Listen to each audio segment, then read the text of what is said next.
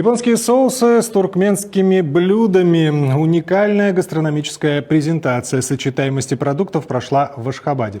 В меню мисо, рамен, темпура, гёдзе, чикен-катсу и картофельный салат. Главная задача – использовать только местные продукты, мясо, овощи, рис. А вот приправы и соусы специально к этому случаю доставлены из Японии.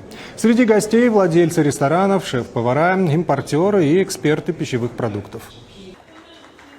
В Туркменистане отличное мясо и овощи, а привозить из Японии только приправы и соусы гораздо выгоднее, чем импортировать готовые деликатесы. Теперь попробуем понять, понравятся ли такие сочетания публике. Эти продукты – часть повседневной жизни в Японии. Их можно найти в любом супермаркете или ресторане. Я надеюсь, что наше знакомство через японские ингредиенты станет возможностью для укрепления отношений с Туркменистаном. Эта презентация – первый шаг. Впереди разработка авторских блюд, которые объединят кулинарные секреты двух стран.